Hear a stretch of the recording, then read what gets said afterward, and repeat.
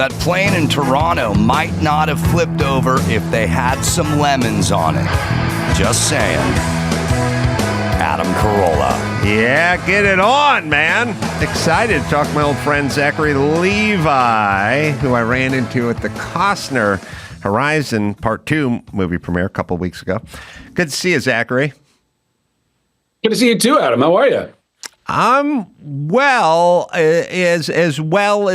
can be, considering, you know, I'm at a stage in life when some people might think about retiring, and then I got divorced, and then my condo in Malibu was devastated, and I'm now sleeping on Dr. Drew's sofa.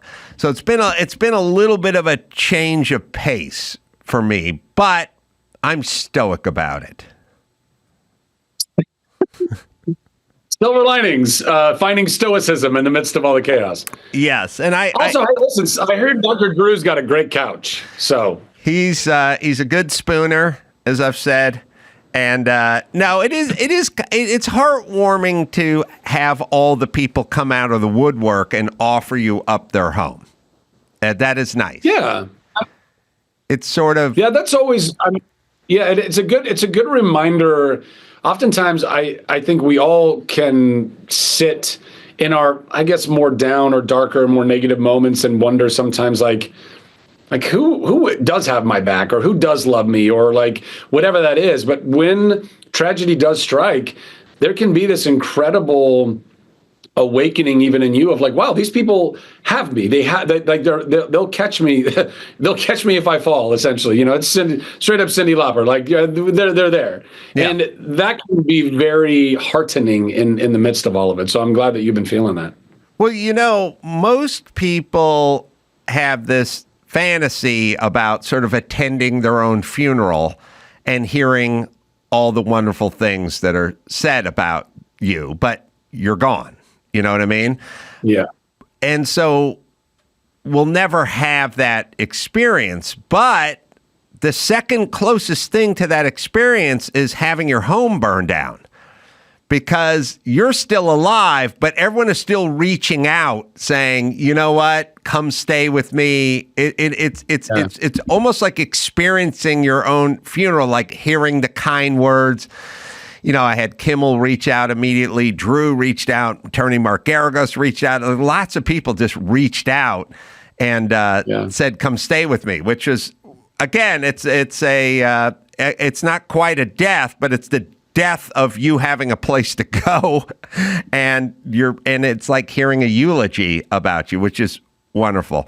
The movie, The Unbreakable Boy, it is out February 21st, so it's not in theaters. I watched a trailer, which was very good. I got a preview of the whole movie that was sent to me last night while I was sitting on Dr. Drew's couch, and I tried to watch it, but it had no sound. Just you, opening scene, party, wedding, drinking too much champagne, all silent. And then at some point, I realized there's no sound that went along with this. So then I watched a trailer, which looked very compelling. Well, I'm bummed that you didn't get the version with sound. Although the version without sound is very avant-garde. It was something we were going for. Hopefully, people will fill in the blanks.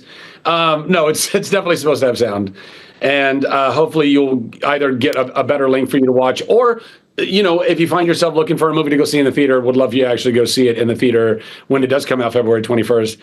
It's a very special movie, man. It's very grounded. It's very slice of life. It's a true story about a real family navigating lots of just the human story, what it means to, you know, dig into and work through relationship, through marriage, through having children, through having a child with autism, which is something that is very ubiquitous at this point. Almost everyone in this world either, you know, is touched by autism in some way. Either they have it, their kids have it, their friends have it, their friends' kids have it.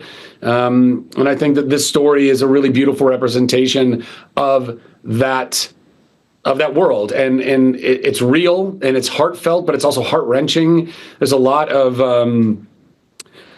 like grit and darkness that particularly my character Scott has to navigate through to get to the other side, to learn what it means to actually accept himself and love himself so that he can love and accept his son, and his son helps him on that journey to get to that radical acceptance and that radical love. So it's powerful, man. That's honestly, I mean, I'm very proud of nearly everything I've ever been a part of, but I'm particularly proud of this film, and I think it's something that people really need. You know, there's lots of other things to entertain us with, lots of other movies and whatnot, but films like this that are, you know, the whole family can watch it, and it's entertaining for the whole family. There's some stuff that'll be more adult themed that'll be, you know, over a kid's head, but by and large, it's something that I think will keep the entire audience, you know, attentive and resonating with it. Well, I know these sorts of themes are important to you, and you've written books on them. And I don't know if you would say you struggle with mental illness, or you think about mental illness, or it's I guess it's a fine line between having a fascination with something and or struggling with that. But it's a subject that's important to you. Oh, yeah. No, listen, I have very much struggled with mental illness throughout my life. I think that I think one of the most important things we need to do, and we're doing a good job of it, I think, as a society, to destigmatize mental illness and mental health at large, is recognizing that mental illness, you know, for the longest time, and you know this, like movies in the 70s and the 80s, even the 90s, if there was a character that went to a therapist, it was like, oh, they must be a little wacko, you know, they're going to the shrink, right. You know, like it was always a joke. It was never really something that was taken seriously. And I think that's in part because mental illness and mental health wasn't really understood all that well until honestly, like the last 10 years. And we're starting to understand that mental illness is like dental illness.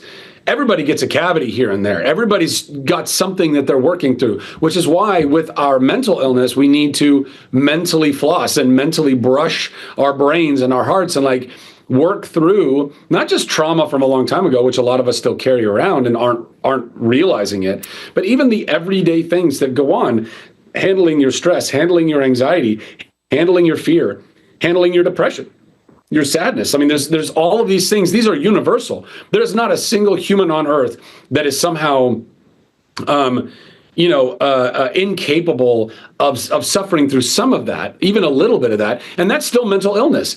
Mental illness goes from, you know, again, to make a physical comparison, anywhere from cancer to the common cold. Hopefully you're only dealing with some version of mental illness that's like the common cold. It's like a little thing. You're dealing with some anxiety. You can work through it. You're good. But some people have really deep mental illness that is like a cancer in them, and they are no less valuable as human beings. They are no less loved by God. We've got to be able to hold all of that spectrum. And having gone through lots of different trauma throughout my life, things that I was unaware of, things that I needed a lot of healing from. I had a mental breakdown at 37. I didn't want to live, and I didn't know why. And I was blessed enough to be able to go to this really wonderful place in Connecticut, and I got 3 weeks of the most intensive life-saving therapy, and it did save my life. And I learned in that moment as a 37-year-old man that I had never loved myself, like actually just, or even liked myself that much. I never thought that. I wasn't actively thinking like, you're an idiot, rather I didn't think I was. But then when you start actually, you know, breaking down what's your self-talk, like I don't know what your self-talk is like, but for me, anytime I'd screw up in a way, or I didn't accomplish this, or whatever it was, I was constantly beating myself up in my head. You fucking idiot. I can't believe it. You know, but that's all because that's what I was hearing from my parents. And that's because that's what they were hearing from their parents, and so on and so forth. It's generational trauma. It's a real thing. So you got to be able to reprogram that stuff, and then you can beat yourself up a lot less and have more grace with yourself, more patience, more kindness, more love. And in doing that, it really transforms you as a human being so that you are a better vessel to then go and be more patient, kind, loving with everyone else. Yeah, I'm trying to think. We have to figure out where you come from. I sort of come from nothing. So my internal monologue is nothing most of the time, even though I'm also included in the nothing. So it's sort of, it's not low self-esteem, it's no self-esteem, but no self-esteem isn't bad per se, it's just nothing. Whereas low self-esteem is low. I know it sounds convoluted, but it's always sort of felt that way. because I come from nothing.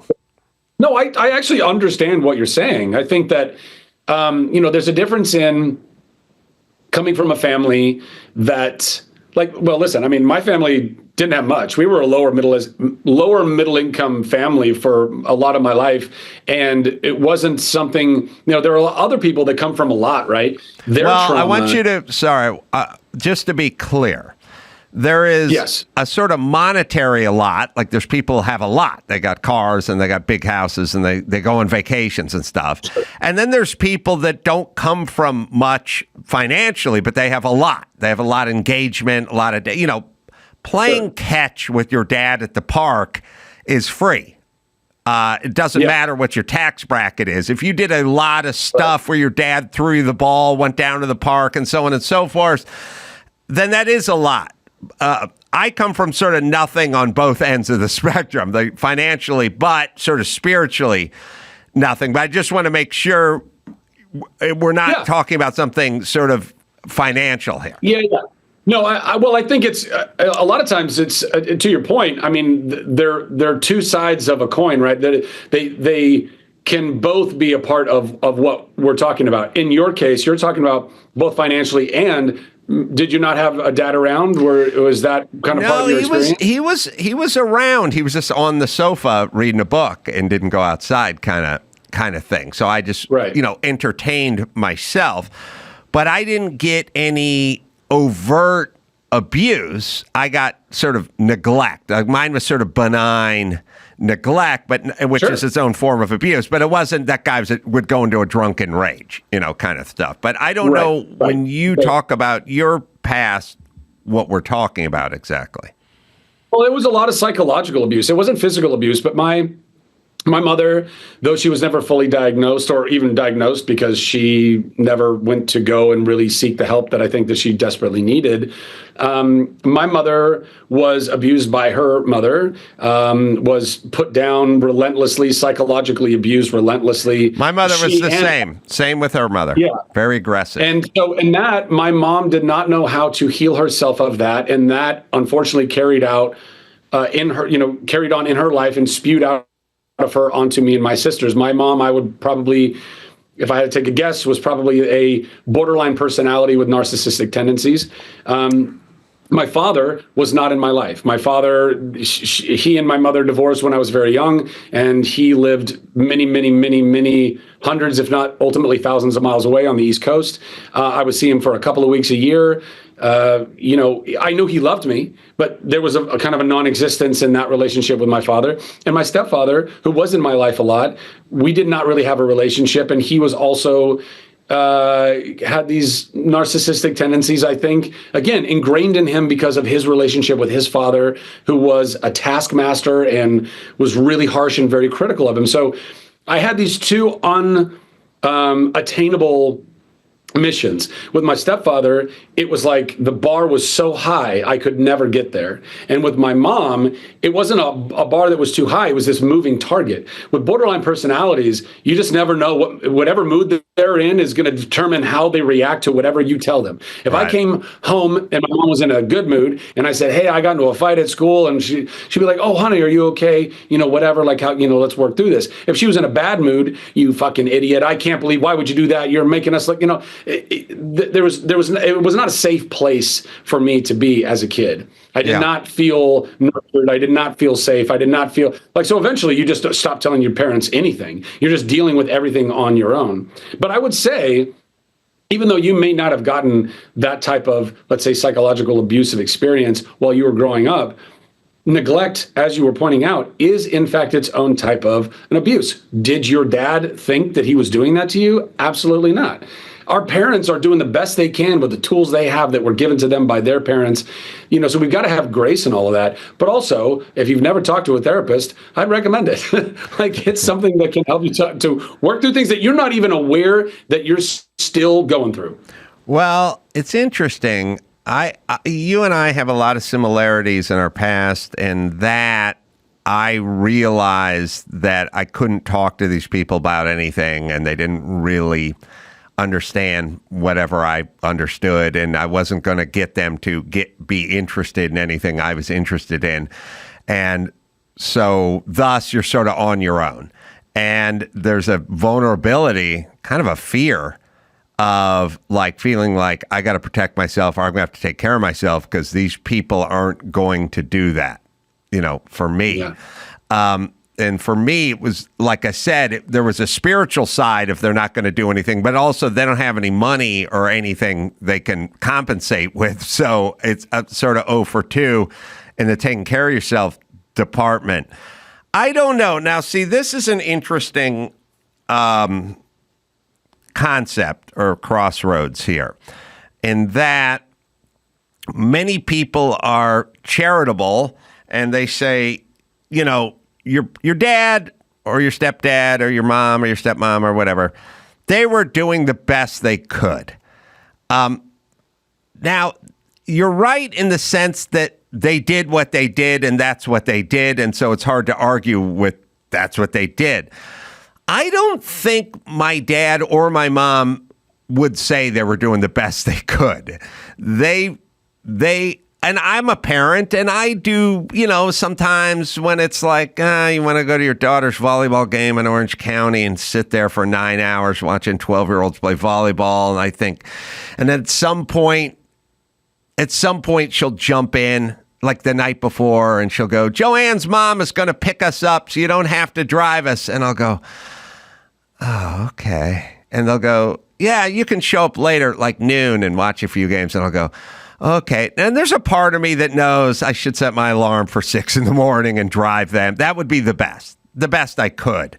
But I also am thinking about me, and I'm a little bit selfish, and I want to sleep in, and blah, blah, blah. So I don't think either one of my parents would say I did the best I could. They did what they did, and they didn't do it without any malice in their heart. But if you would have given my dad $100 and said, get off the sofa and go play catch with your son, he would have got up and gone out to the yard. So he was like capable of it. So I think there's some sort of balance to strike between forgiveness, knowing how they grew up, especially, but also keep in mind you grew up that way and I grew up that way, and I in no way reflect that attitude with my kids. So there is such a thing as growing up one way and actually being another way as an adult. Absolutely. And listen, we are all called to continue to challenge ourselves to be better versions of ourselves, right? It doesn't mean just relax and rest on your laurels and be like, well, this is who I am and that's it, and I'm not going to even try. Mm-hmm. So clearly it's not that.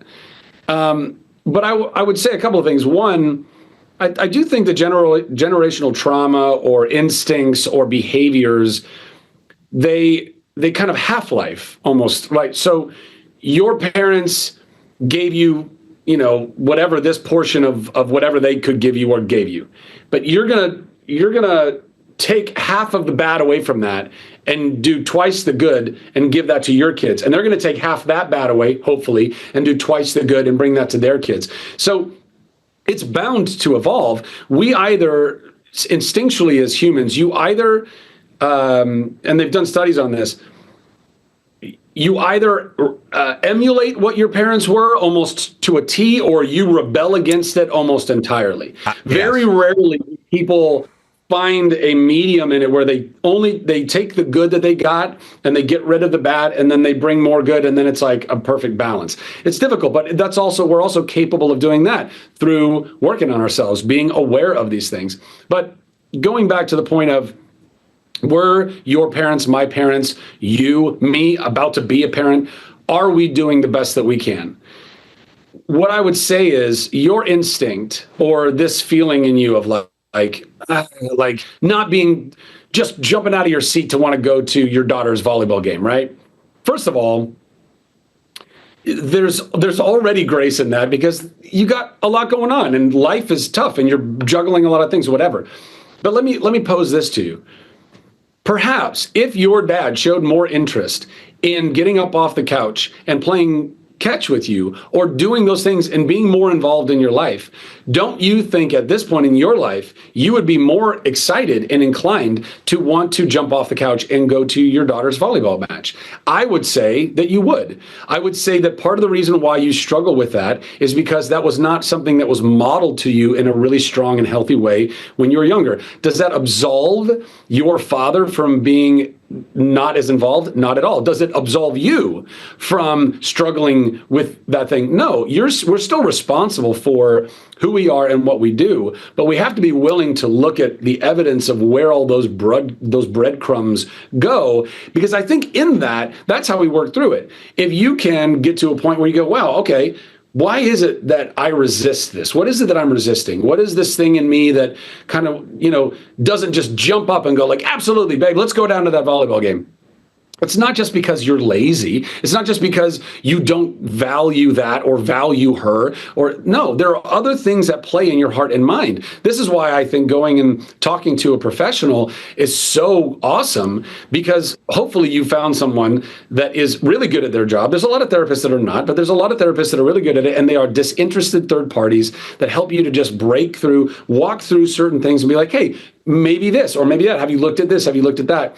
And in doing that, when you don't have somebody that's biased, that's why friends and family can only go so far. You can only talk to friends and family about things up to a point, because at some point they have agenda, they have bias. It's inescapable. But a disinterested third party can be able to help work through things. And I think ultimately, I don't know, you might find if you go and examine how you felt abandoned as a kid and you muscled through it and you made it happen, maybe that leads to feeling a little more release from that past. And maybe you feel a little more like, yeah, let's go to that volleyball game. Who knows? I have no idea.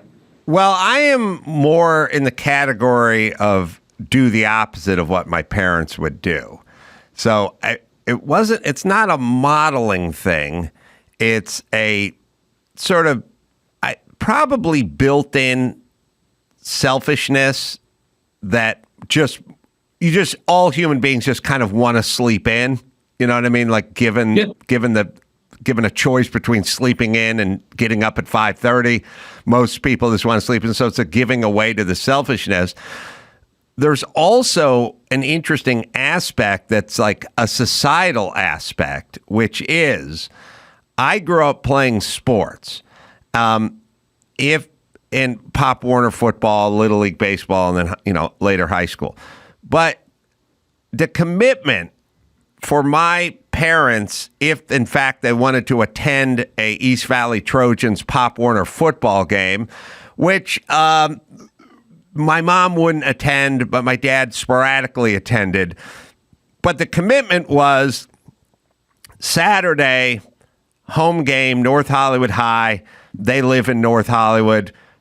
Very short drive, possibly walk to the high school, and then the commitment would be from noon to 1:30, and then you would go home. The New World Order is drive to Orange County from wherever you are in the San Fernando Valley. First game starts at 8 a.m. Kid needs to be there at 7 a.m. And at 3:30 that same day, we'll be figuring out whether we're going into the quarterfinals or not, which means literally door to door, you're talking about a 14-hour pilgrimage. And so some of it isn't just how you were raised or how they were raised. Some of it is like a practical thing, which is people are going, 100%. We're going to Arizona for the soccer tournament. It's like, we're getting on an airplane? Yes. We're getting a hotel? Yes. How many days we're going to be in Arizona? Depends how many games they win. Could be 3 days. Well, that's not walking to North Hollywood High on a Saturday and being out of there in 90 minutes. So some of it is just not emotional. It's like literally pragmatic. And they've raised the bar so insanely high on like kids' sports that you end up being a bad parent sometimes because you go, I'm not taking a flight to Arizona to watch 9-year-olds play soccer. I have a job, like I can't do it. And then at some point, you're going to experience this. Your wife will go, well, Tom Dillon's dad is coming. And you'll go like, okay, but he doesn't have to be somewhere. I'm working Sunday night. They go, well, the other dads are going. Now they've essentially like built in an argument to your relationship because God forbid you don't take the flight to Arizona, then you're the parent who's not there. And also the kid is like, well, my mom would go to the game in Arizona, but my dad never came. Yeah, but there's a part where your dad was on set and he was providing money so that you could afford the flight to Arizona. It's getting a little cathartic, but you know what I'm saying. No, bring it. I love it. Bring the catharsis. Let's work through it. If you're not going to go see a therapist, at least talk to me. Listen, you're not wrong. There are so many variables that are so different now, particularly in sports. I mean, there are full studies that have been done about traveling teams. Like there's a lot, particularly in the Midwest, or really even in California. But like if you want your kid to, they show an interest in baseball, in football, whatever. Well, now it used to be that they would play school ball and they would be scouted by a college and then they maybe get scouted and go to the pros. But now there's so many of these these club teams and traveling teams and all this stuff. Well, if you want your kid to have a chance, they got to stay competitive, and so families end up getting totally broken up because you have one parent. Oftentimes, one parent's working, the other one's doing the traveling. You know, there's no time to just be a family. It's all centered around this traveling circus of sports. So, absolutely, those are variables that are new to the world that we're in now. But one last thing before we move on, just to go back to, which is, as you mentioned, there is a selfishness that is in you, right? There's a selfishness that's in all of us. But where does the selfishness come from? It comes from self-preservation. It comes from survival. At the end of the day, these are conditioned things because we needed to figure out you needed to figure out how to survive, how to be by yourself, doing things by yourself. That gets ingrained in us. And so I think that, again, you know, in a vacuum, but imagine having parents that were so involved where you didn't have to feel like you needed to save yourself and save your time and save your energy and do what you did in order to just keep making it through. There may be a different outcome to how you see things right now, perhaps. You know what I mean? I think 100%. And there is a balance because I have had roommates whose parents did way too much shit for them. And they're the worst roommates ever. Yeah. They literally make a 5-course meal the night before, fill the sink with dishes, and the next day at 1 o'clock, they're just watching TV in the living room, the huge pile of dishes, and you go in and you go, you want me to wash those dishes? And they go, yeah, would you? And they go back to watching TV. I've had those roommates. They're the worst roommates. So it's like you can kind of overdo it in the my 100%. little king doesn't wash dishes department, and I've had a few of those. Worst roommates ever. Best roommates, low self-esteem roommates. Those are the good guys. Those are the best ones. Listen, you can absolutely spoil your children, and that is not a good thing to do. Oh, either. But there's the balance of not spoiling them, teaching them good, morals, good values, holding them accountable, teaching them they're responsible for who they are and what they do, and also they are entirely loved. I would also argue that there's a lot of talk about teaching them this stuff, and I'm much more in the camp of showing them this stuff. Like work, show them.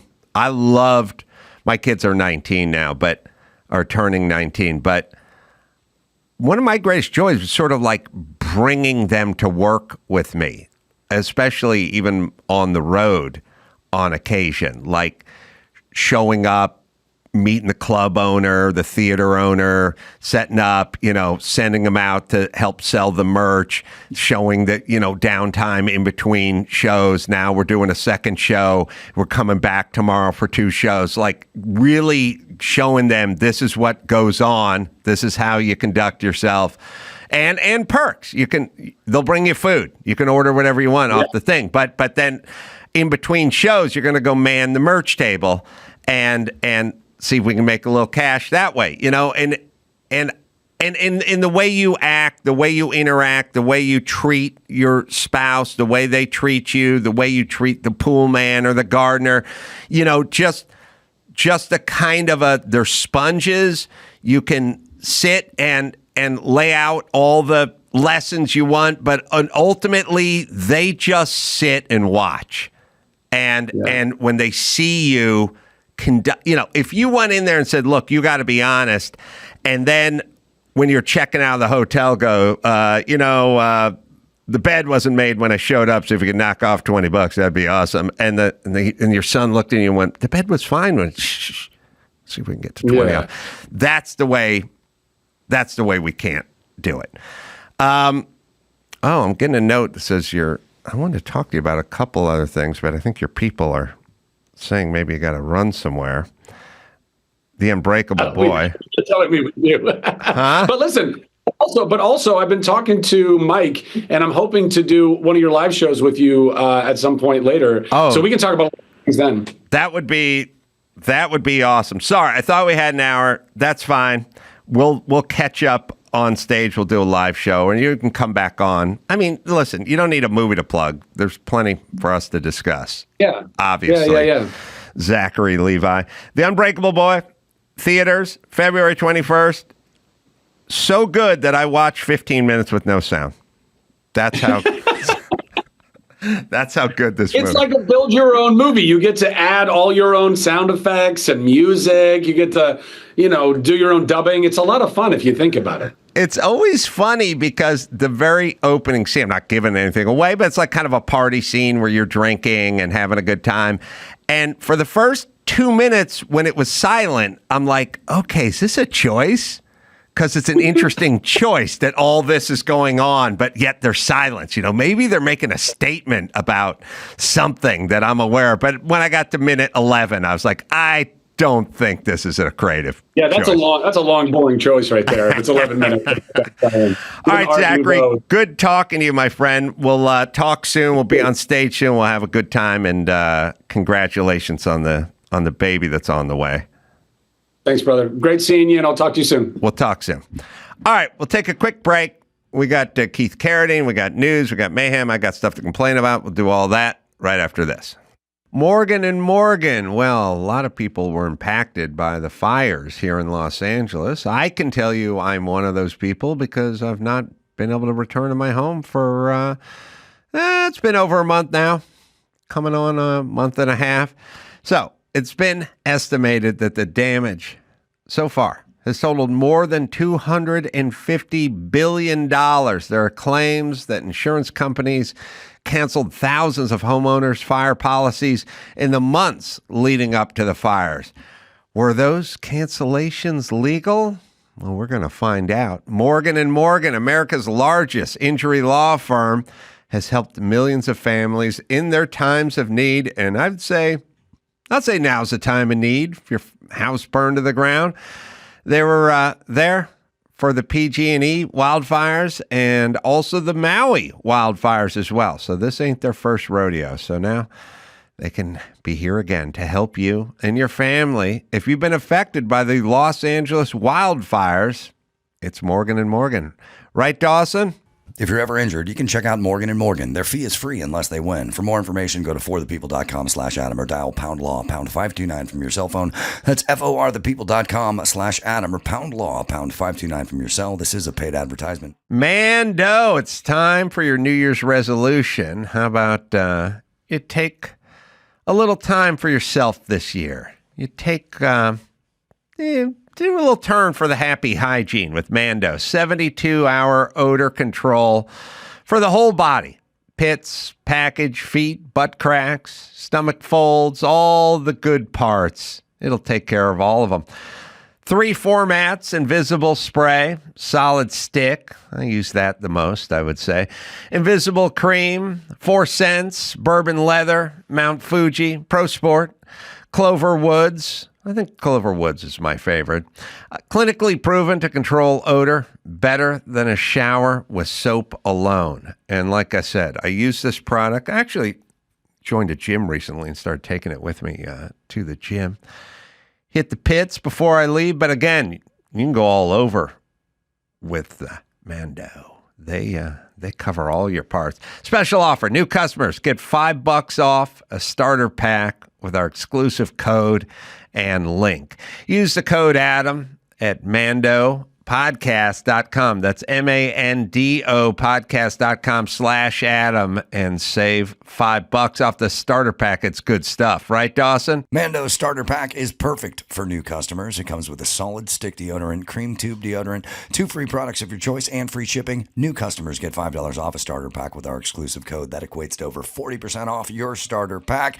Use code ADAM at mandopodcast.com, MANDO podcast.com/Adam. Please support our show and tell them we sent you. It's time to check Adam's voicemail.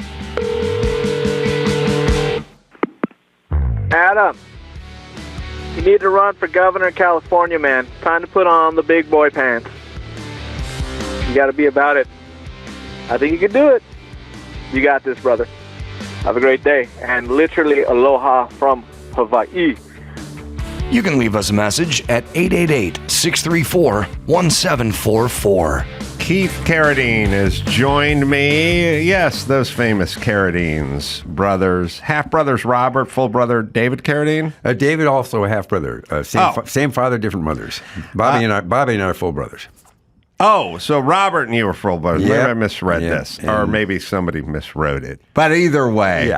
Yeah. Known about the Carradines for a million years. The new movie, The Devil and the Daylong Brothers, is, well, here's the question. Where is it right now? That's another thing they should have put on here. Well, it's out. You can stream it on Apple Plus. You can stream it on Google Play.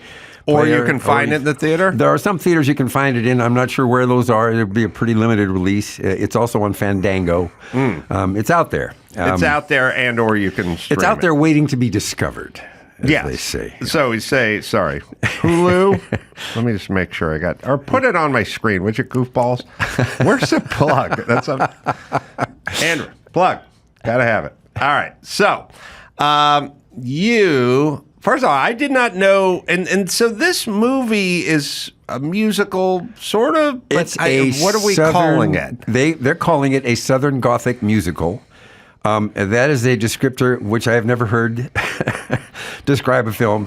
When I heard that description of this at first, and I saw a short that they made, basically of a song done in the style that they were going to do the film in, I thought, I want to be in this.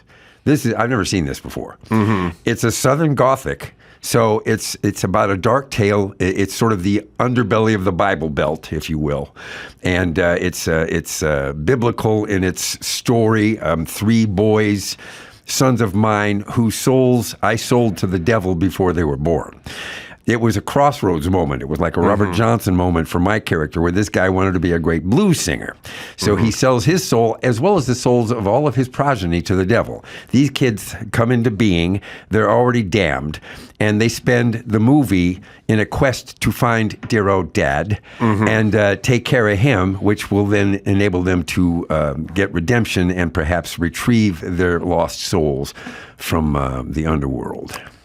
I saw the trailer. It is action-packed. Yes. It looks like it has a full budget. Like, it does not look like they're cutting It could not have been less of a full budget. This is one of the things they made it look like it had a big budget. No, it looks fantastic. And this has been 5 years since we shot this. And really? And these guys have been working on this, getting it finished. When I finally saw it, I didn't even see the film myself until a month ago. I got a stream of it, and I looked at it and I went, whoa. These guys knocked it out of the park. It does not look like what it cost to make. And it's impressive. The production value is really good, and the photography is amazing. The music is fantastic. This guy, Nicholas Kirk, who was the composer who wrote all the songs and scored the whole film, and he co-wrote the screenplay with Brendan. I'm not going to be able to help you. Sorry, man. In this department. And anyhow, what they did was extraordinary. And then the cast that they put together, these kids can all sing. They can really sing. Rainey Qualley is in it. You won an Oscar for Best Song, right? I did, yeah. That was a while ago. So that's my bona fide, I guess. That's why I get to be in this. Well, that's kind of incredible. So I'm Easy from Nashville, 1975. Yeah. So you were really young. 24. And 26, I'm sorry, 26. I'm 75 now. I don't know the average age you win Oscar. That might have been ahead of the Still curve. waiting, but under 30 and under 25 is young. So that's a hell of a way to get out of the gate. Well, I got lucky, you know. I mean, there's a lot of people out there that are really gifted doing amazing stuff. They never get a break. You don't hear them. You don't hear their song. I got very lucky in that I was working with Altman from early on. We were shooting Thieves Like Us in Mississippi. I had my guitar. He loves to have parties. Bob did. He had a weekend party at the place he was renting. I had my guitar. I was playing my music. Joan Tewksbury, who had written the screenplay for Thieves Like Us, was going up to Nashville on the weekends and sort of doing research for that project. Were They you heard my out stuff here? Were you like in Laurel Canyon and Malibu or someplace like that? I lived in Laurel Canyon at first. Everyone lived in Laurel Canyon. Yeah, I All did. the creatives lived in Laurel Canyon. Well, I was actually there during the time. And then I moved out to Topanga, which is also what everybody does. That's where the creatives moved when they left Laurel Canyon. Yeah.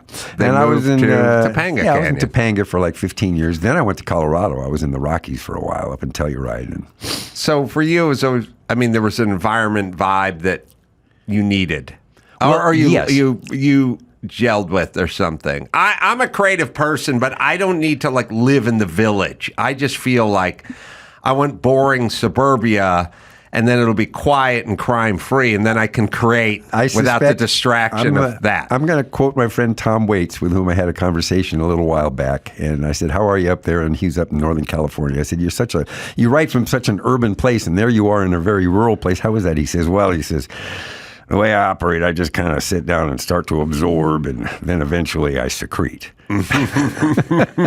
So that's kind of my MO, I think, is it doesn't matter where I am. This stuff comes through us, you know, and whatever the avenue is that will generate that passage of this thing to come from where it came and come through me and become a song. I was listening to this McCartney podcast. He's talking about writing and how the stuff just comes to you, you know? Yeah, I was watching him on SNL's 50th whatever the other day. I was watching a clip of him doing a song or two. Yeah. And it's like, I don't know, what's the guy, 82? He's in his 80s now. Yeah. It's so impressive that he can keep that.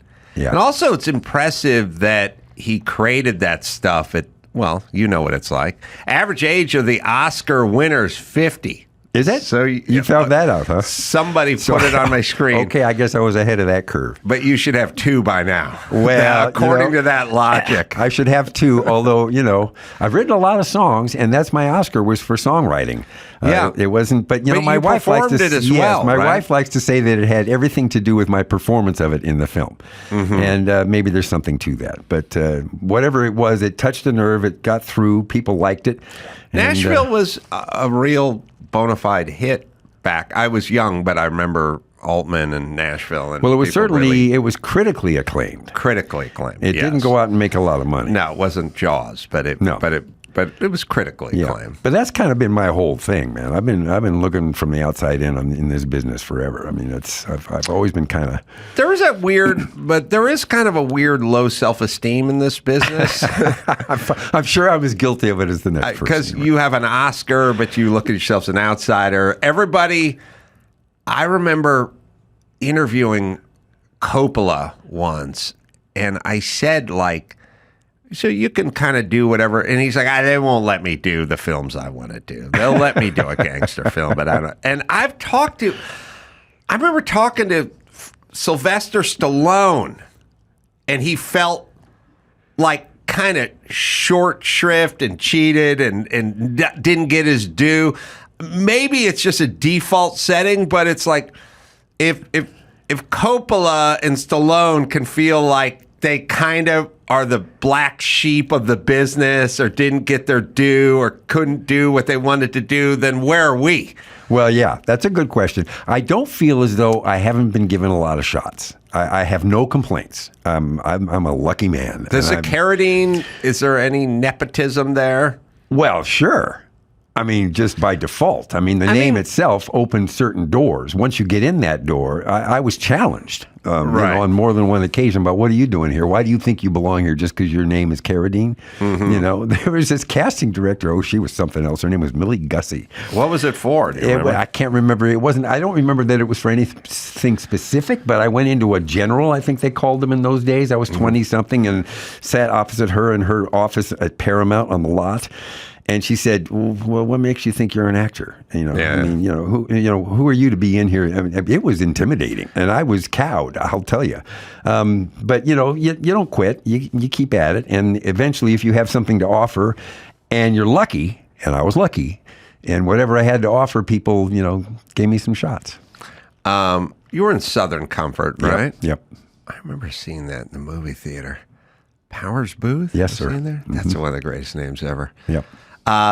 Don't sleep on Southern Comfort. I feel like a lot of people have seen Red Dawn 35 times and missed Southern Comfort. It's good. It's not like swampy. Yep. It's got the bayou vibe to it. It's got a lot of good elements going to it. And I remember seeing it in the theater going, oh, yeah, this is good. Well, Southern Comfort's interesting. It's gotten recognized again now. It did. My dear old friend Alan Rudolph. There's an amazing piece on him in the current issue of The New Yorker talking about Breakfast of Champions, which was roundly rejected when he made it. And this reviewer, who's really smart, and what he wrote was really smart, basically talks about how extraordinary this film is, and what it's kind of a work of genius, this movie, and everyone dismissed it.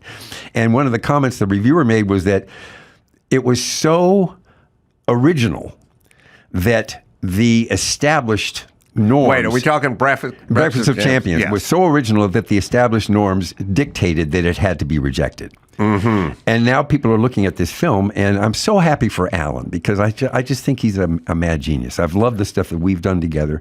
And one of the things that drew me to this thing, the Devil and the Daylong Brothers, is these kids that are making this movie. They're not kids anymore, but they're young people, and they're on the upswing.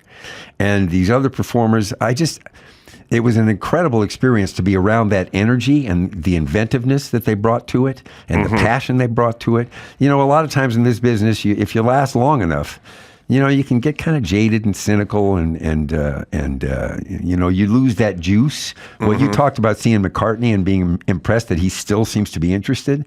And I think that one of the things that we have as performers, if you can still feel like you've got more to do, or you haven't been completely seen yet, I think that's a kind of a drive that can lead to more creativity, and I think that's growth in its own way.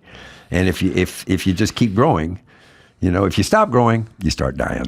So well, it's at least not atrophy. You know what I mean? Correct. To keep moving. Yeah. To keep, it's like if you walk 5 miles every day, I don't know if it's growth, but it's not atrophy. Yeah. And you need to do that. It's important. I concur. And now, what do you think? I'm going to ask my guys. Southern Comfort, 1983, 82? We shot it in 1980. 80. In 81. I think it came out in 82. We shot Long Riders in the summer of 79.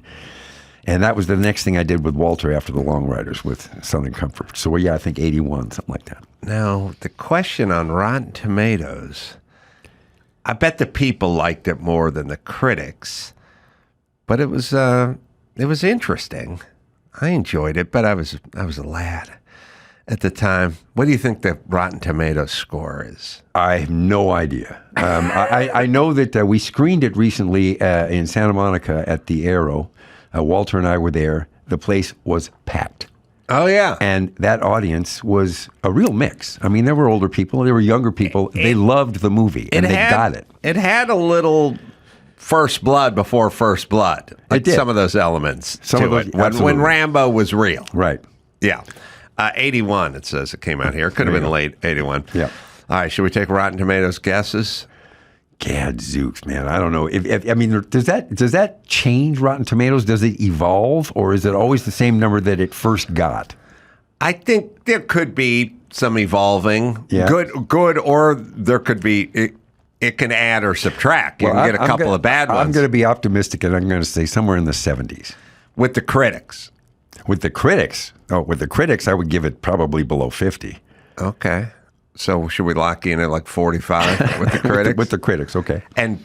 And we'll put you at 75 for the people? For the people, yeah. I have a chasm between the critics and the people as well. I'm going to say that, which I call the audience score, the popcorn score, or something like that. I don't know. I liked it, but I was young when I saw it. I'll stick with you. I'll say in the 70s with the people and in the 40s with the critics. Dawson? Oh, Southern wow. Comfort is fresh at 78%. I had it right. Carradine was correct on the money for the people's score at 75%. Well, to be fair to Carradine, I signed him to 75. He said above 70. But no, that's right in the middle. Yeah. God bless you. I was guessing. Well, that's a pretty, listen, by Rotten Tomatoes standards, that is a solid score right solid. There. Yeah, and now I'm hoping that for this thing that we're talking about, The Devil and the Daylong Brothers, it's only streaming. It's in a few theaters, but it's a different world now. And the only way this stuff gets adopted, embraced, is word of mouth. And so I'm hoping that people are going to see it and tell their friends to see it. And that. I'll be very curious to see what the Rotten Tomatoes are on this. There have been a few reviews. There was one, the only slightly negative review I read gave it a B- and complained about the fact that people would break into song during the middle of Mayhem. Mm-hmm. And my response to that is, no, wait a second. Are there rules to musicals as to when you can break into song when you're in the middle of, I've not heard of that, but it's brilliant. I think what they did here. It's kind of Tarantino meets Disney in a weird way, and in fact, the creators, Brendan and Nicholas, they talked about the fact that when they were designing this thing and writing the screenplay and deciding the structure of it, they actually went and looked at a bunch of Disney animated musicals to try and figure out the structure of where it seems to be the best working plot of where to put a song. Mm-hmm. And where to have a song in the structure of the telling of the story. Because basically these songs are helping to tell the story, as musicals do. That's what they're supposed to do. The music in this thing is terrific. And this guy is really good. Nicholas Kirk is really good. I don't think there are any more rules anymore because... Apparently not. Isn't there a Robbie Williams film where he plays a chimp? Except for Robbie Williams is a chimp? Am I making this up? You may be right. I've not seen it. It is a film that everybody is. I mean, it's I don't know in the 90s on Rotten Tomatoes, and it's Robbie Williams, a pop. Am I getting this right? Robbie Williams, a pop star. There's too many celebrities and too many names in my head now, and he is a chimpanzee, although everything else is normal around him. And I don't even know how to describe it other than people seem to like it a lot. It's called Better Man, and it's like a biography. It's a biography of Robbie Williams, except for Robbie Williams is not in it. I've heard of this. It's a chimp. He's in it as a chimpanzee, yeah. So here's what I'm getting from this. No more rules. No. Just whatever. Yeah. It just is. Yeah. So you can sing or you can not sing, and you can sing in the middle of a gunfight. It doesn't matter anymore. Yeah. Or you cannot. You have to pull it off. Yeah. Yes. Is that Better Man? I mean, that thing's like 95% on Rotten Tomatoes or something. It's crazy. Made $110 million. Oh, it had a $110 million budget. We'll see how it. Well, that's different from what it. I wonder what it did make. Yeah. So what the hell was L.A. like in Laurel Canyon back in the day? Smoky. It was a completely. How different was Hollywood back in the day? It was all different. I mean, I remember being on the Strip during the curfew in the summer of '66, I think it was. Sunset Strip. Yeah. There was a lot of cross-pollination, as you said. Everybody was there. It was Joni Mitchell's time when she was writing The Ladies of the Canyon and stuff like that. The Byrds were there, C.S. Crosby, Stills, Nash. They were all hanging out in the canyon. I remember I was recording in the 70s. As a result of Geffen signing me, he saw the movie Nashville, and he signed me to a recording deal. And so I was recording at that time, and one of the people that played on one of the recordings was John Mayall. He just passed. I was sorry to hear, but he came in and did a piano harmonica riff, where he played the same notes on the harmonica as he was playing on the piano, and added that into this cut on my first record. John Guerin was producing it. He'd been the drummer for the LA Express. In fact, there was one session that I sat in and recorded my guitar part because it was a solo guitar picking part. And I walked into the control room. He said, "That was great. Come on in and listen." And I walked in and Joni was sitting there. Because Wow. they were a couple. I was freaked. I mean, if I had known she was sitting there when I was playing that, I couldn't have done it. Who are some of the people you think are really stellar in that Well, world? you know, yeah, that pantheon. I mean, she's obviously top of the list. From a songwriting point of view, Tom Waits, he's a friend, but I just think he's a genius. What he writes, what he wrote when he was 19. When I was 19, I was writing puerile crap, When he was 19, he was writing from a place of sagacity, wisdom. It was like, how do you know that when you're 19? How do you write a song like Martha? Operator number, please. It's been so many years. I mean, where do you. Is Downtown Train one of his? I can't remember that one. I think he wrote it, and then Rod Stewart Oh, yeah. covered it and made it into a hit. I think Tom's ballads, I mean, everything he does, I'm just a freak for him, but I think his ballads are just exquisite. And from that time, Tim Hardin, John Prine, the kind of stuff they were writing. I would imagine you'd like John Hyatt. Yes. I love John Hyatt. Yeah. Because he's a wordsmith. Yeah. I like words, man. I appreciate the ability to put them together so that they sing. I agree. I'm not of the. I think the lyrics matter. Oh yeah, I do too. And I think they're important. And I get the part where there's songs you like that are in Spanish and you don't know a goddamn word they're saying, but you go, hey, that's a good song. Yeah, if you like I can the see melody. myself shaking my ass to that. But and that's important and that's a thing. But when somebody can really turn a phrase, like in Papa Was a Rolling Stone, when they go, and wherever he left his hat was his home, and when he died, all he left us is alone. I'm like, oh yeah. Well, that John Prine song, "There's a Hole in Daddy's Arm Where All the Money Goes." Wow. I mean, that's an entire life story. That's a in heroin sentence. thing, right? Yeah. And people that can write that way and conjure an image that efficiently, something that pithy, that's that short and has that much wit to it. I strive for that, and I'm still writing songs, and I tend to write more simply now than I used to.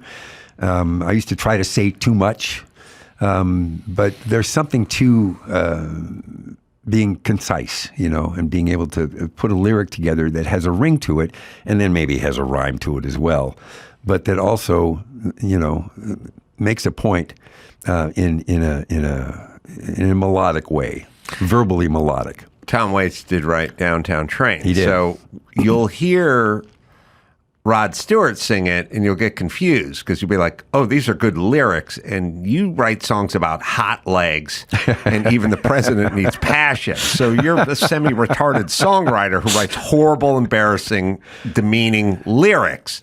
Where did you get Shining Like a New Dime and stuff like that? Where did that come from? And then you go, oh, the reason you like this Rod Stewart song is because Tom Waits wrote the song. Yeah. That's why you like it. And that's why it sounds interesting and it's sort of got layers and it paints a picture and it's you can close your eyes and listen to that song and sort of see it. Yep. And Rod Stewart singing about passion and hot legs, which are juvenile and horrible, and he should be embarrassed lyrics, but there was probably high on coke or something, or he's just trying to get paid. But It was a hit, wasn't it? it was a hit with idiots. It was a hit with idiots, but you do hear Downtown Train, or one of my favorites of Waits is I'm going to take it with me when I go. Should Should we try to listen to that? Oh, it's fantastic. I'm going to take it with me when I go. I'm going to take it with me when I go. It is so full of heart, that song. And it's, it's a couple. He's singing to his lady, and it's just full of soul, full of heart. And that's the stuff that I respond to, If you ever hear, if you hear a Rod Stewart song you like, somebody else wrote it. That's my Rod Stewart. Yeah. Okay, that's number one. If you hear Downtown Train, someone else wrote it, and I think Handbags and Glad Rags, which is a good Rod Stewart song, was written by Cat Stevens. Uh-huh. That's what I think. Uh-huh. But we'll see if memory serves. But we'll hear the Tom Waits song. And there's also John Waits, but simplicity, but yet super effective. Yep. Yeah, that's wonderful. Yeah. What would you recommend? So if people want to listen to Tom Waits, go online and... His body of work is just astounding. There's one piece that he did that I saw performed. He did this musical called Black Rider. And it was performed downtown at the Amundsen. It never went to New York. It was one of the most astounding things I've ever seen on a stage. The music was extraordinary. The whole production was just magnificent. I'm not sure you could ever get that music anywhere. But every one of his records, and listen, I was introduced to his music when I was just starting out, and I was working with this music attorney, and she said, listen to this. Describe the artist, and it was his first record. And I said, well, he's a black guy in his 50s or 60s. She said, this is a 19-year-old white kid from San Diego. And I went, whoa, what? And that was the beginning of my fascination with Tom. And then our lives have crisscrossed. We've had sort of intersecting lives in certain ways. Tecovas, well, anywhere worth going is worth going in good boots. Find your perfect pair with Tecovas. Tecovas, craft, quality, Western boots for everyone. From generational ranchers to lifelong cowboys to first-time boot buyers. Every one of Tecovas boots are handcrafted with over 200 meticulous steps for broken-in comfort right out of the box. Whether it's a long day or a big night, your Tecovas are built to last and to impress. That's right. I sit around, I'm from North Hollywood, so it's not exactly cowboy boot country, but I sit and I see those Tecovas commercials on TV and I get jealous. I see all the guys going out, starting campfires, kicking butt. I just look at those things and go, I got to get me some Tecovas. With Tecovas, it's the best in the West guarantee. You get free returns and exchanges for 30 days. So, no chance. You're going to love Tecovas. Am I right, Dawson? Right now, get 10% off at tecovas.com/Adam when you sign up for email and text. That's 10% off at tecovas.com/Adam. Tecovas.com/Adam. See site for details. Tecovas, point your toes west. If you weren't a Carradine, do you think it would just be music? Yes. That's an honest answer. I do. I had an opportunity. I had been playing. I had been songwriting. It was something I was doing. I'm not a great musician. I'm not a great player. I can play the guitar enough to write the songs that I write. I dabble on the piano, and I've written songs on the piano, but I'm not highly accomplished as a player. But whatever I can do vocally and whatever my sense of lyric is that has evolved and I think improved over the years, I've had opportunities to do stuff musically that I've never had more joy from a creative experience than from making music. Or in fact, I've done musicals on Broadway. Those are fun, man. Starting with Hair, that was my first gig. Oh, really? In '69, yeah. Were you naked? I was, every night, 8 shows a week. How did that, by the way, did Cat Stevens do Handbags and Glad Rags? Just to follow up on the initial question. Somebody wrote that other than Rod Stewart. Well, we can look. Yeah, how was that performing naked?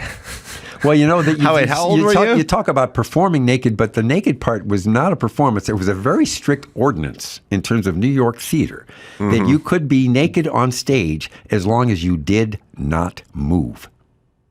Oh, really? Correct. So that moment in Hair that happened at the end of Act 1 in every performance, the cast would rise from under a scrim for all these, So and they would the stand up ordinance naked and is stand still. Mike Diabo wrote Handbags and Glad Rags. Singer of Manfred Mann. There she come, just a walking down that Manfred Man, huh? Do what did he do? That's Manfred Man, right? Oh, Blinded by the Light, and also Do What Did He? And Quinn the Eskimo. Oh, Quinn the Eskimo. Yeah, also wrote Build Me Up Buttercup. It's a great song by the Foundations or something, I think, or whatever. Now, was Quinn the Eskimo, is that what I understand that was about the Anthony Quinn performance in Savage Innocence? Is that what the source of that song was? Yeah, talking to the wrong crew. I know there's a crossover there because it was Anthony Quinn. He played an Eskimo in Savage Innocence. Oh, really? Yeah. Maybe it was When the Quinn the mighty Eskimo when he gets you, everybody got to jump for joy. Huh?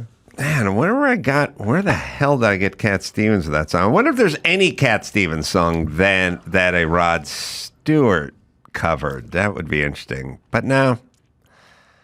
Cat Stevens covered the song as well. So I thought it was a Cat Stevens song. That's where the confusion. So I'm not that far off. Cat Stevens did Handbags and Glad Rags.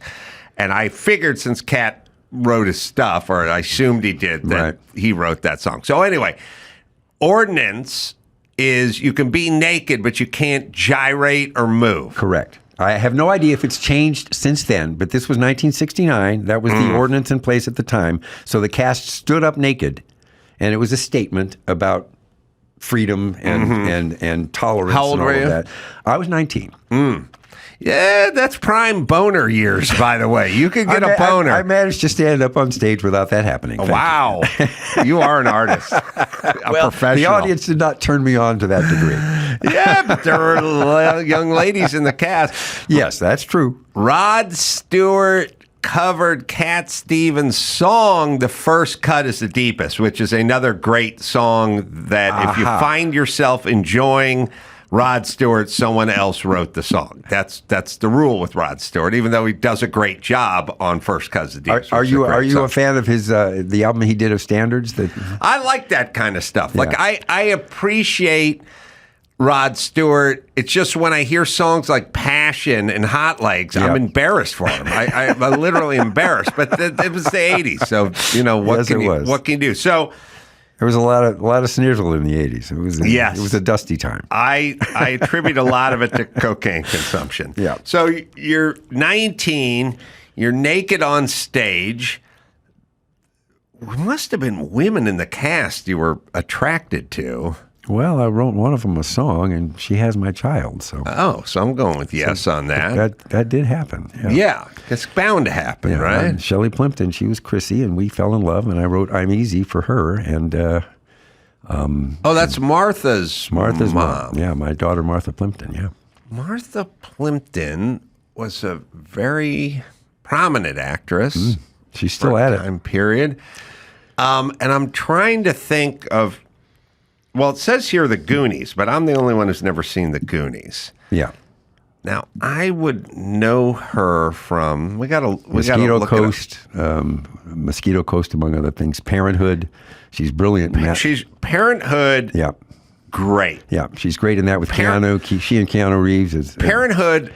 I dare say underrated because I think people think of it as a comedy, but it's really an interesting look into life. It's very layered. Ron very Howard, layered. He knows what he's doing, and that movie holds up. Was she? I'm going to go way back. There was a series called James at 16 or James at 15. Was she in that? Well, she was a child actress. She started out young, yeah. I think she did her first film at 11, if I'm not mistaken. She did an off-Broadway play, I think when she was 11. Maybe she was 12 when she did her first film. I'm not quite sure of the exact ages, but yeah, she was a force, is a force.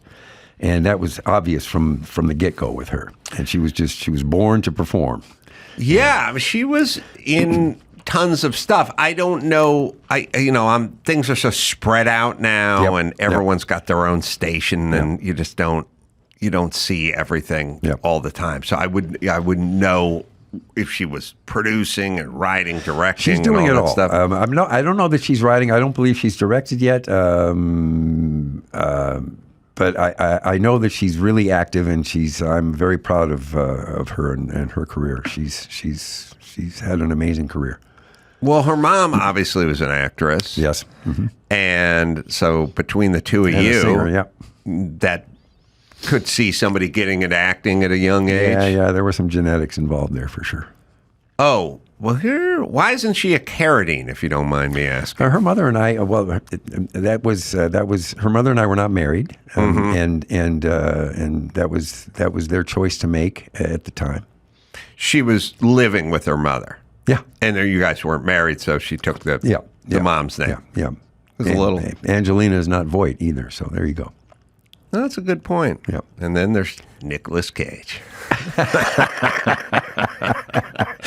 And then there's that. Was she in James at 15 and/or James at 16? Was she the love interest in that series, which was a made-for-TV movie that like spun off into a series and was real popular somewhere in the 70s? And for some reason, I have a vague recollection, but as we can tell, she would have been young. She was born in '70, so. She was born in 1970. Yeah. Oh, too young. Yeah. Too young. Oh, sorry. Well, that's interesting. And so how did that dynamic work? You were never married to the mom. No. We were not together that long, actually. It was a fairly brief affair, But Shelley, she's a dear, sweet soul and one of my best, dearest friends. And, that's just what that was. It was a brief liaison out of which came an extraordinary being. Yeah. And, you just, no regrets, man. Yeah, I guess I made up the whole James at 15 and 16. Lance Kerwin, maybe the name of the actor who played that. It looked like a young Martha Plimpton. And then there's George Plimpton. Where does George Plimpton factor into this? I think he's actually a cousin. Yeah. I think Melissa Sue Anderson might have played. There's a picture of Lance Kerwin kissing Melissa Sue Anderson on the cheeks. I'm going with Melissa Sue Anderson. Oh God, there's too much. We've been around for too long. Yeah, Little House on the Prairie, Melissa Sue Anderson, as far as I can tell.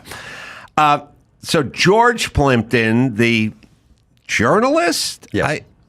I think we'll give him the title of journalist, but sort of transcended journalist. He did transcend journalism, but that was his basic gig. That's what we got to know him as. He's somewhere in that family. Yeah, he's a cousin. Oh, he is? Yeah, I think he's a cousin, yeah. That's a good pedigree she's got going there. Because he was he was an interesting cat. Yeah. The Alan Alda movie, The Paper Lion, I think was made after his experience. Aha. That rings a bell. It does ring a bell. We're going back again. We're going back a ways, and I'm not sure I've ever actually seen that film. George Plimpton, I think, tried out for the Detroit Lions in the 60s or something. Was that like an Esquire article or something where they were talking about the fact that he had done that? Yeah, and then went sort of wrote a story about what it was like to actually be kind of a civilian and try out or train with or go to the training camp of the Detroit Lions. And he came out okay, huh? He wasn't injured? It was good enough to write an article about it, and then somebody made a movie about it, and that's all I remember. And I remember Alan Alda played George Plimpton. That's all I got. So the Canyon, there was something about Laurel Canyon in that time period where all the artists coalesced there. Yep. Maybe it's because it just spilled out onto the Sunset Strip. You could literally coast down right to all the street. clubs, You could coast down or roll down, as it were. And I knew those back roads very well. When I was living up there, I was living up at the top of Wonderland. Oh, And, Wonderland, famous, infamous. On Crescent Drive. Actually, my first school was the Wonderland Avenue School. My mom went there for a period of time. Yeah, we lived on Woodrow Wilson then, but I was living up on Crescent Drive up at the top. And at one point, I was carless. I had just come back from New York from doing hair. And David, my brother, had these, David was always a car freak, and he had these 3 cars, Lancia Aurelias. Mid-50s Lancia Aurelia. It had a DD-owned transmission, and it was this really cool little Italian roadster, and he had 3 of them. And there was one of them that he would let me use. And at one point, I had a ticket that I had not addressed.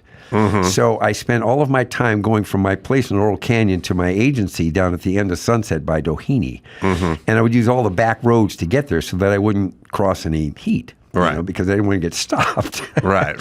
And then, of course, there was an occasion when I was standing outside on the dirt road looking at the view of the ocean from outside my house, and this black and white came down the road and stopped me and ran a check on me, and it turned out that I had this warrant for this equipment violation from one of David's cars that was missing a side view mirror. Oh, man. Yeah. And that was my one experience of incarceration. I spent the night at Hollywood Jail and went to Van Nuys the next morning and had to stand up in court and explain why I hadn't taken care of the ticket. And Honor, have you seen Kung Fu, the series? Yeah. Probably wasn't on yet. No, that was pre-Kung Fu. Pre-Kung. I, incredibly, had almost the exact same experience. No way. I swear to God. I've been in jail one time. Yeah, that was my one time. It was because of a warrant, and it's because I knew I had a warrant, and it's because I took side streets to try to avoid the main thoroughfare, which in my case was Ventura Boulevard. In your case, it was all through the hills of Sunset, but Ventura and then Sunset sort of bookend where you live. And I took the side streets to try to avoid it, got pulled over anyway, and got arrested. And that's the one time I went in. And I remember standing in the courtroom, and this judge, he was affable. And there was a courtroom full of other people, and it got my turn to stand up. And he said, "So what's going on with this?" And he said, "What's happening with the car?" And I said, "Well, actually, that car is my brother's car, and that car has actually been cannibalized for parts." For some reason, he found that hilarious. Yeah. And he started laughing up, Always on good. the bench, and said, "Okay, get out of here," and that was that. Driving a Lancia, like in the 50s or 60s, or from the 50s, From in the 50s, 60s, in the 70s, or in the 70s is an insane proposition. Because if you need a head gasket, you got to order it. It's going to take 7 There was a guy months. down in Venice that David would take the cars to. His name was Vito, and he was the only guy who could fix those cars. They're literally, at a certain point in like the mid-70s, you would see commercials and they'd go, "We work on foreign cars." Yes, that's was right. a big selling point. But you knew a guy. It was essentially like having a drug dealer. It's like, I know a guy, but he's real expensive, and he's across town, and you got to go all the way there you want to get this the part, car fixed. You want this part, here's what you got to do. You're not going to just get this part. You have to know a guy who knows a guy who can. No, I mean, now you can drive whatever you want, go drop it off and fix it. But back then, if you drove something weird, my grandparents in the 60s in North Hollywood drove a Peugeot. Oh, there you go. It was like, are you guys nuts? Very French. Anything breaks, it's like the car sitting for 6 months. I drove a Peugeot 504. I rented it in Nice, in southern France. I had just finished working there, and I rented this Peugeot 504, and I drove it from Nice back to Paris through Italy and the Alps. Wow. And at one point, I pulled up into Zermatt and parked, and then took the cog train up to the town of Zermatt. Spent the night in a hotel. I was dying to see the Matterhorn. I'd never seen it in real life. I remembered the Disney movie with Spencer Tracy, and so I took a hike up to see the Matterhorn. It was shrouded in fog. I saw nothing, but I remember that Peugeot very well. Yeah, well, my grandma bought it used off you. Keith, let me give you a plug. The Devil and the Daylong Brothers, it's available on demand everywhere you find finer on demand films as we speak. Folks, you got to see this movie. It's unlike anything. If you're sick of the usual Hollywood fare, the repeats, the remakes, the regurgitated stuff, nobody has an original idea, it seems, anymore. They just keep redoing stuff. This movie is utterly original. It works really well. It's very well made. The cast is fantastic. The singers are great. These kids can really sing. Rainey Qualley, I mean, she's a great singer, and she's really good in this movie. And these three boys are fantastic. I would challenge everyone, just watch the trailer, see how good it looks, and then go ahead and educate yourself. Keith, great. Come back anytime you like. Thank you, sir. I enjoyed it. We'll take a break. Mayhem will be in here with news right after this. Homes.com knows that when it comes to home shopping, it's never just about the house or condo. It's about the home. And what makes a home is more than just a house or property. It's the location. It's the neighborhood. If you have kids, it's also schools, nearby parks, transportation options, all the above. That's why Homes.com goes above and beyond to bring home shoppers the in-depth information they need to find the right home. And when I say in-depth, I'm talking about deep. That's right. Each listing features comprehensive information about the neighborhood, complete with a video guide. They also have details about local schools with test scores, state rankings, and student-to-teacher ratio.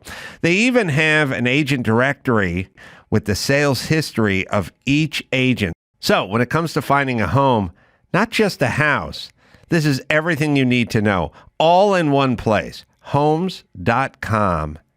Homes.com. We've done your homework. O'Reilly Auto Parts. Bam! You know the song, right? They're in the business of keeping your car on the road. O'Reilly Auto Parts offers friendly, helpful service and all the parts and knowledge you need to maintain and repair your automobile. Always been an O'Reilly guy. Used to go to the one out in North Hollywood when I was over there. Then I moved to La Crescenta. I went to the one up on Foothill. Still swing by there every once in a while because I'm a hands-on guy. So whether you're a car aficionado or an auto novice, you'll find the employees at O'Reilly Auto Parts are knowledgeable, helpful, and best off, they're friendly because some of those auto parts guys can be a little tough around the edges. Stop by O'Reilly Auto Parts today, or you can visit us at O'ReillyAuto.com/Adam. That's O'ReillyAuto.com/Adam. Here's an actual thing our government is spending your tax money on. $2.3 million for strengthening independent voices in Cambodia. Now back to the Adam Carolla Show. It must be great to be in the invisible business. Yeah. You know what I mean? Where you just go, what's your job? My job is to raise awareness of people whose voices need to be heard. And I go, well, my job's roofer. Because there's no, when you have a real super tangible job, I would say cage fighter is probably the most You can think about tangible. shingles. You can think a lot about roofing. No, but I mean, it is the most sort of nuts and bolts is sort of Fighting. cage fighter. But being a framing houses is super, you either do it or you don't. Like, meaning every job site I've ever been on, like the foreman would leave and then the foreman would come back. And then at some point when he came back, he'd go, what the fuck is going on here? You hung 2 sheets of drywall. I've been gone for 90 minutes. You hung 2 fucking sheets of drywall? Yeah. You should be done with this whole room. What the fuck are you doing? Like, but imagine a job where just in perpetuity, you never did anything. But You I've been just to got those paid. gyms. I've been to those gyms where they just talk about fighting all day. Oh, really? Just like talk about the theory, and they do like 6 minutes of practice and and they're spread out. No. Get in there, grind. Get in there, do the same move over and over and over again, and then it becomes part of you, like a roof. The roof. All right. I was watching something yesterday on my phone that it took me a second because I was watching it on my phone. I wonder how much stuff. It's SNL. It's Tom Hanks. It's in memoriam of bits that they can't do anymore, which we have somewhere. What? Oh, man, I didn't expect to watch this. But here's the thing. You're watching it on your phone. You don't have to go too far ahead. You can go like, I don't know. What's the whole thing? Is it 4 minutes or something? You can go the middle of it. So, okay, here's what I'm saying. And maybe get Tom at the top because he's going to kind of explain the bit. And then at some point, a minute in, we'll fast forward. But I'm watching it on my phone. And even though you get a pretty good idea what's going on your phone, the stuff physically, when they're doing certain things, it's only an inch by an inch, you know. When I'm trying to look at what I'm saying is the physical screen of the phone is big. But if you look at this picture, Tom Hanks is on the stage at SNL. Tom Hanks represents 10% of what's on this picture. So when you're looking at it on your phone, his head is not even a postage stamp size, right? Yeah. And so they did something, and nobody said anything, and I saw people saw this, and I didn't hear anything, and then I watched it, and I was like, wait a minute, did I miss something? I caught something, but it happened so fast, and it was hard to tell, and I was like, all right, we'll play the beginning, and then we'll get to what I'm talking about. Now, pause it for a second. Rob Schneider's being a Mexican. Okay. There's a couple things I'd like to say. I think when you are doing comedy, it gives you license to do whatever you want. I totally disagree with this thing where a white guy can't play, listen. Billy Crystal can play Sammy Davis Jr., or he can play, oh, you look marvelous guy, whatever. I've got to think of that guy's name, too. What is he, Dominican?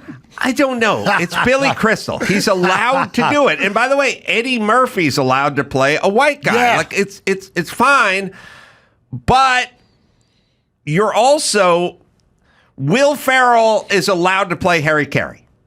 Yeah. But Eddie Murphy's allowed to play Harry Carey, too. It's comedy. So I don't buy into you're not allowed to anything. Yeah, but you're preaching to the improv choir. Thank you. But You Look Marvelous was Billy Crystal SNL.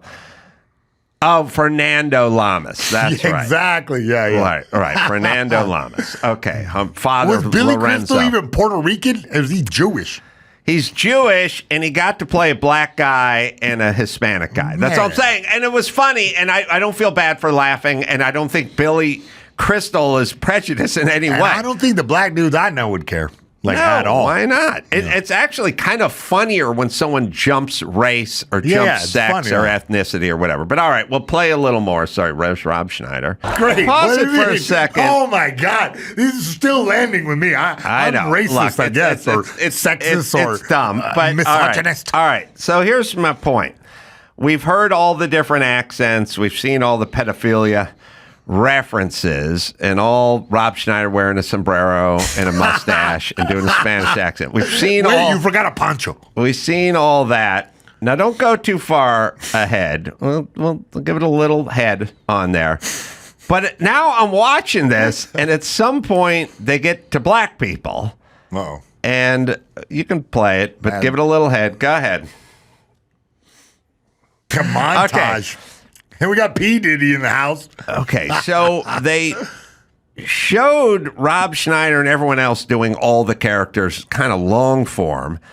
And then all of a sudden, there was a 4-second montage with like 7 different images in it that happened super fast where they blurred out the faces. Pixelated. And I was looking at it going, and I'm looking at my phone at night. Maybe I had a glass of wine. And I was relaxing. And I kind of looked, I was sitting on Dr. Drew's sofa, and I don't know, I looked at it and I was like, wait a minute, what was that? I thought the whole point was they were showing the people doing the offensive thing. Well, we got to hear all of Rob Schneider. Yeah. I mean, we had a full shot of Rob Schneider and the sombrero. I see. And we had a full molestation thing and pedophilia thing. They stayed on those images. You got to go back now and explain them to me. This was 7 images in 4 seconds, and and it was pixelated. So I don't know what I couldn't tell what was happening. Kenan Thompson doing something. Oh, blackface was okay. The Native Americans in there. Yeah. They didn't title it. Did they? Okay. So they don't title it anything, and they go through it so fast, and they pixelate the faces. Yeah.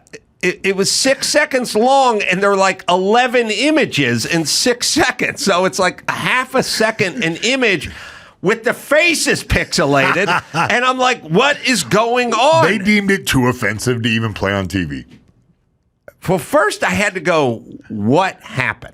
I don't know what this was because I'm looking at my phone. It gave you a seizure. And it blew right through. And I'm like, wine on Dr. Drew's couch. I'm not sure, but I believe one of those pixelated faces was a white character playing Prince. Mm-hmm. And I would argue that a white dude would be a better Prince than like a totally black dude. Prince was whiter than me, Prince bro. was pretty white. I think Fred Armisen played Prince, and it was hysterical. It was hysterical. It was, and you're right in that Eddie Murphy should play James Brown in the James Brown Hot Tub Party because he is that color of James Brown was dark. Yeah, and Eddie Murphy is dark. But when you need someone to play Prince, you don't want Eddie Murphy because he's too many shades dark. Right. You want a guy who's swarthy, like Fred Armisen, and then you just darken him half a shade, and he put the wig on him, and he becomes Prince. It's all, by the way, it's not like they didn't know what they were doing. They were trying, they were trying to approximate Prince. And Fred did a better job of approximating Prince than a black man would have in Eddie Murphy. Mm-hmm. So Kenan Thompson or Thomas was definitely one of the ones that they blacked out. I think it might have covered out his face twice. Yes. Kenan. But just the idea. Why Kenan? I know. Yeah, well, they had a judge. By the way, 6 seconds. They showed. Okay. How long were they on Rob Schneider? Now we got to go back. How long were they on Rob Schneider at the beginning? At the beginning. He had a starring role. This is 6 seconds. He delivered a line. He did, yeah. He gave a whole bit. I'm curious, just for my argument. This is 24 images in 6 seconds. Yeah. That is milliseconds or point it was whatever fire. seconds per whatever. Let's see if we can figure out how long. Your job. So I think I know what you're getting at. I think I know what your theory is. I mean, you're breaking it down to a science-based man. It's 6 seconds for Rob Schneider. It's 6 seconds for one Rob Schneider doing a cartoon Mexican voice, and 6 seconds for 24 blackface images that were also pixeled out. By the way, do you treat black people like they're children? You know what I mean? So Italians, pedophiles, Mexicans, Japanese, whatever it is, no pixels. Yeah. We do not have to pixelate the Japanese because they're adults. They understand context and they're doing well as a culture. But you black people, you're not up to the challenge of not being pixelated. God damn, it is the soft bigotry of low expectations, man. It's the most racist shit in the world that you could take one group, not pedophiles or underage girls showing cleavage and not any other ethnicity, but black people, you're not up to the challenge. Soft gloves? Yeah, I don't think none of the black guys I know want that down. Fuck you, SNL. You're so fucking pathetic. I see your point. I didn't know that was what you were getting at. I would assume that we saw 6 seconds of Rob Schneider because he's out of favor with them. Well, that's part of it. Everyone else in that 6 second montage is the protected class. Well, whether you're white or black, you're protected by NBC and Saturday Night Live. That could be part of it. A recount of the montage now shows 30 images in 6 seconds. So I don't know how much faster. By the way, If that was an in memoriam for like your grandfather, you'd be rip shit pissed. Papa was only on there for 0.2 seconds. Papa pixelated. You not only pixelated, but you went so quickly that you ruined your own bit contextually. I don't know. Most people had to see that and go, what? Hold on. What the fuck was that? I don't know what that was. And you didn't subtitle it like you did everything else. You went pedophilia, or you went in racial insensitivity or whatever. You gave everything else a title. You gave that no title. You pixelated everyone and you blew through it. Fuck you, cowards. That is cowardly shit right there. I mean, you're SNL. You know what I mean? Like, supposed to be on the Vanguard. And who... I want to watch that one more time. Who would have been upset? It happens so fast. I couldn't... Anyway, I'm looking at it in my phone, and all I do is look up and go, what the fuck just happened? I don't know. I was in the middle of a bit. I got the bit. The bit was... You say this is stuff that is culturally insensitive and just generally a no-fly zone in today's world with today's culture. I get it. Makes sense. And then you make something funny out of it. And then you put a little subtitle under everybody, a subheading, and then you explain why. And then I laugh. And then all of a sudden you get to the black people and you power right through it and you pixelate their face and you don't give a subtitle. I don't know what the fuck's going on. Nice job, SNL, you fucking pussies. They can't stop themselves. That's the funny part. Like, they can be as edgy as they want, and they can talk about free speech and being bold and courageous, but they fucking puss out when it comes to their woke bullshit. And they're still that, which is sad. And yes, you're right. Rob Schneider, they don't have any love for Rob Schneider. So, ironically... Rob Schneider, who probably wouldn't get a lot of FaceTime in something like this, is going to get a lot of FaceTime as long as he's wearing a sombrero, a mustache, and doing a Mexican accent. Right. All right. Let's see it one more time. They pixelated some American Indians. At least the guys had headdresses on. Do you have to do? I know there's pale face. Is there pixelate face? Also, all it does is confuse the fuck out of the audience because all we're seeing is people standing there with fuzzy faces, and I don't even know what's going on. And there were a couple people in Indian headdresses, so I guess you have to. But here's the deal. If a culture... So here's the rule for SNL. Let me just get this straight. You started with John Belushi doing a samurai. And you didn't pixelate him. But you did do black and American Indian. It's the scale. So your rules, SNL, is pixelate people in cultures that aren't doing as well, but don't pixelate cultures that are doing well. Is that it? And or cultures that won't complain, like Mexicans who are too busy fucking working to stay up and watch SNL and then blow a letter in from their attorney. You fucking cowards. God damn are you. And by the way, this is the opposite of edgy. Yeah. You guys, you kowtowed and you pussed out. It felt like it was going to be edgy at the beginning. I was excited. I was like, oh, they're going to show all the old... No, pixelation. Somebody should have raised their fucking hand. All right, so they're still pussies. All right. Now, there's news. What do we got? Oh, yeah, we got some news. Jump right into it. I mean... You know, you're lucky you live here in America. An online meme. Hold on. Did anybody... I didn't hear anything about the pixelation thing. Like, it didn't... Yeah, you're the first I heard of it. It's funny. They all made a big deal about Tom Hanks not wanting to shake hands with Keenan, which was sort of retarded, too. They picked that story up and ran with that. You wouldn't shake hands with the man? It's a retarded story. He was wearing a MAGA hat.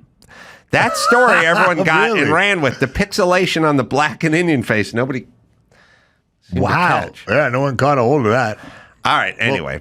Well, luckily, we live in America because in Germany, an online meme leads to an armed police raid. Oh, they love it. Got some footage from 60 Minutes. 60 Minutes was all. Where's the meme? They didn't even place it in the story. It's out, not even out there. The cops aren't saying what the meme is, but they say it's a racist meme. Well, first off, CBS loves all the censorship part of this. They kind of claim they don't, but Jesus Christ, you watch 60 Minutes is unwatchable now because it's been compromised and ruined. And CBS is now gone as a news agency, which is fucking sad because they used to be a good news agency, but they've outed themselves. So no one has to watch CBS. If you want to watch that 60 Minutes Leslie Stahl Trump interview, edited versus unedited, oh, that's some good stuff. If you want to know where 60 Minutes headers at, like if you want to know where unbiased 60 Minutes, CBS News, if you're just curious who they would have liked to win the election, go ahead and watch that tape because that pretty much says it all. I'll check it out. Now, Germany's the worst. Yeah. And I'll tell you why Germany's the worst. Germany thought at one time it was a good idea to throw Jews in ovens. And now they think it's a good idea to throw a German citizen in a cage if he made a meme that had some racial overtones. That shit is wickety whack. That's what you call overcompensation for the sins of the past. Now, what you're looking for in life is a kind of balance and a middle ground. The worst ever is the guy he is now a Jehovah's Witness and never stops talking about Jesus Christ and thumping the Bible in front of you. Yeah. At some point, you find out Andy was a wild junkie who ended up he had sex with his daughter and then sold her. Yeah. Sold her in Mexico, and now he's this. And then you realize, oh, this is all just compensation from being evil in the past, except for now you're equally as fucked up. You're just going hard the other direction. See what's going on here with Germany? Overcorrection. That's what Germany's doing. They're not turning into the skid. They are overcorrecting and going off the fucking side of the road. So that's them. Now there's CBS over here who cheers that on because they too would like a little more censorship brought here into the United States so they wouldn't get called out so much on being wrong, you see. Yeah. Yeah, the people who root for censorship are the people who are fucking everything up and in charge. That's when you root for censorship. Oh, man. So we got that going. But I don't know when, I have no idea when journalists started arguing for censorship, which is a new thing, but that's where we're at in the United States because they're worried about mis and disinformation, except for they never really are clear what the mis and the disinformation was. The mis and the disinformation started in COVID, and the people that are worried about mis and disinformation were the ones who were distributing mis and disinformation all the way through COVID. So I have no idea what their angle is on mis and disinformation. It seems counterintuitive to me that the ones who were distributing and the merchants of mis and disinformation all through COVID, who got everything wrong and or lied about everything, are the ones who are now very concerned about mis and disinformation. Don't get it. Although I assume it's just them lying more and worried about the truth making its way out. Well, and not being good for their business. You can't get busted in America for memes quite yet. And Vice President J.D. Vance labeled actions Orwellian and raised concern about the potential impact on free speech protections. Yeah, J.D. Vance went over there and told them to get their shit together and stop this shit. And then our media attacked him for telling their media to open things up. And then 60 Minutes ran this special, and it's a perfect storm. But anyway, here's the good news. 60 Minutes, CBS, you have now outed yourself to be a non-credible news source, and I no longer have to hear what you have to say because you can't conduct an interview without cooking it anymore. All right, well, moving on. Dramatic video shows the moment Delta plane flips over after landing in Toronto. This was a plane crash that happened... This is amazing because commercial planes don't flip over that often without everyone dying in a huge ball of flame. Ooh. The guy lands okay, but it looks like his landing gear gives way. Yeah, and it caught the engine on the ground, and then it flips all the way over. What's interesting about this plane crash is that like everyone had their phones out immediately, and one girl was on Snapchatting that shoots upside down right here on the plane. Wow. Yeah, everyone miraculously survived. Yeah, you can see people exiting the fires on. That's right. I came walking in, and somebody here said to me, "Oh my God, another airplane, major crash." And I said, "Regional jet?" And they said, "I don't know, man, regular size, regular airplane." And I said, "Regional jet?" And they said, "It's an airplane. It's a crash." What do you mean? It's always a regional jet. That's what I'm trying to say to everybody. That was Minneapolis to Toronto, so yeah, regional. Oh, okay. There's 80 people on board, and it was full. I mean, it's a regional jet. I'm saying you can know everything before it happens if you know everything. So I yelled regional jet, even though I didn't know anything. No, why is the reason for that? The regional jets They're just smaller. They're just that wouldn't have happened with probably a 757 or something like that. But it's still enough. 80 people's enough people. It's crazy. Everyone got off. It's good. Did you watch the Uruguayan rugby team who ate each other movie? Oh, man. I did. I watched that and the Donner Party. Oh, the Donner Party has a movie? Oh, yeah. Oh, man, I'm on it. Yeah, so... Alive. It's called Alive. No, there's a new one in Espanol. Is Rob Schneider starring it? Yeah, I hope so. I think so. He plays a soccer coach? Yeah, he does. And Senior Wenceslas, a soccer coach? He has a huge mustache and a sombrero for some reason, yeah. The soccer team is called That's Alive. No, rugby. It has a new one called, somebody look it up, but it's Society of the Snow. It's a remake of Alive. I mean, the book Alive, was written. But yeah, I believe Hold on. so. Stop negating my movie Alive. No. Have you seen Alive that movie? Is awesome, yeah. Okay. No, I'm all about They're Alive. doing both. I'm just saying they did like a revamp of it. And I get it. Really What's juiced it on? Up. It's on Netflix, yeah. Oh, okay. It's pretty juiced up. I gotta admit. It's a Netflix movie. Consider a remake of 93 film Because Alive. I thought the book was the original, right? The guy wrote a book from his experiences and the Uruguayan rugby team that survived playing crash. Yeah, it's good. The only thing they get wrong, but it's spectacular, but they do it a lot, which is, I think they had a great plane crash scene. Yeah. Oh, and this one too. And they do the scene where the whole tail section blows off. Yeah. And then they're filming it, and it's just wide open. You just see snow in the background, and they're coming down or whatever. If you took an airplane and you just blew off the whole tail section, it would immediately start cartwheeling backwards. There's no lift. Yeah. In the back. You know what I mean? It would just cartwheel. You wouldn't get that great shot if just out the back. I think they nailed it on this one. I think so. You think they got the cartwheel? I think they got the cartwheel, yeah. I remember distinctly the chaoticness of the it was like they were everywhere. So I think they got it accurate like Neil deGrasse Tyson would like. So they got some aerophysicist in there, and they said, look, if how you would it blew blow the tail off a plane, what would it do? Some black science nerd was like, okay, it's going to flip over back this way, and, you got to make sure that the shadow is like this because up in the Andes is a little different. I could see it. I could see it. Okay. I'd like to see this plane crash. I don't know if we can find it anywhere. Pull Netflix, baby, because, it's pretty impressive.